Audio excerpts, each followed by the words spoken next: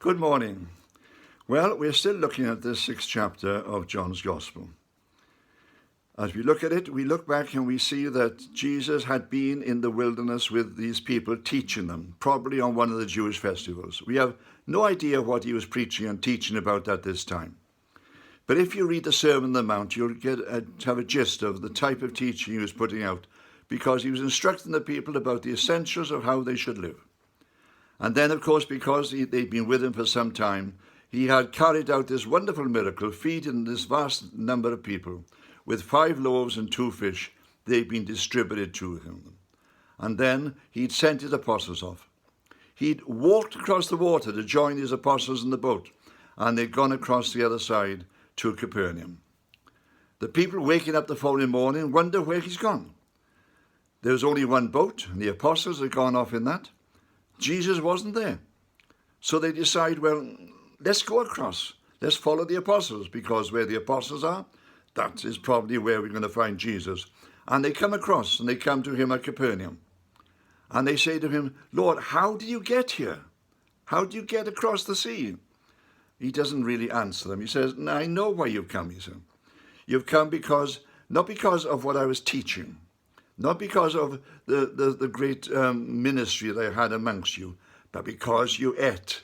You ate of the food that I gave you. I multiplied that bread and I multiplied that fish and I fed you. You've come looking for that. But he says, be careful, because that food, well, it won't last. You've eaten it, it nourished you for a while, and is now to be disposed of. But there is another food that you can have, which is far greater than that. Because just as you listened to my teaching yesterday, and as you thought about it, so I can give you the power to live that type of life and become those type of people. But this is something far different. Seek for this food, which is not like earthly food, but can nourish your spirits and build you up into my body and help you to become the people God the Father wants you to be. And so they question him. And they say, Lord, well, what should we be doing? Because they'd heard his teaching in the wilderness. What should we be doing to be doing the works of God? What is it that God is really asking of us? And here we come to probably one of the greatest statements that you'll find anywhere in the scriptures. Jesus says to them quite simply, this is the work of God, that you believe on him whom he has sent. This is the work of God. Believe on him whom he has sent. You see, you and I, well, we will never, with our human minds, ever be able to understand the depths of God. It's going to be beyond us. But God has sent Jesus into this world to show us what he is like. And Jesus is saying to us very simply, he says, just believe on me. Just trust in me.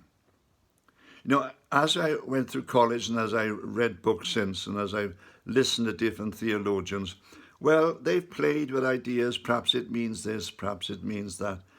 Quite simply, believe him whom God has sent. Now, when we accept Jesus as Saviour and Lord, the first part, we come before him and we say, I've committed sins. I've gone against God. I've lived my life my own way. And the things I've done which I shouldn't have done, there are other things I should have done, I didn't do them. I realize that I'm a sinner. I realize that I've offended God in this way. And I call upon God and I ask God to forgive my sins because of the death of Jesus. We accept him as our Saviour. That's great. But accepting him as Lord is a different thing. Because as we accept him as Lord, what we're doing simply is saying, I will do it your way. I will trust you. I will trust you. If you say to do something, I will do it. If you say to say something, I will say it. I will trust you. I won't understand why I'm doing it, and I won't really understand what is behind it. But if you say to do it, I will do it. What are the works of God? To believe on him whom God has sent. To believe on Jesus. If he says that things are going to happen, then they're going to happen. You know, I don't know how many of you, well, probably everybody, all of you, have at some time or another stood alongside the coffin of a person you've loved. And that person you've known has been a Christian. There in front of you is a wooden coffin, and there in the wooden coffin is a dead body. At that point, you have to look towards Jesus and you have to say, Lord, why? And Jesus says, trust me. This is not the end of life. This is merely an experience that all of you have to go through. And grief is an experience that all of you are one day going to have. But just trust me. Trust me. Trust me that this is not the end of life, but merely a doorway through which each of you must pass. See, just believing in God. What should we be doing? To be doing the works of God? Believe in him whom he has sent. Believe the words of Jesus, even when it seems impossible. We come back to this again tomorrow.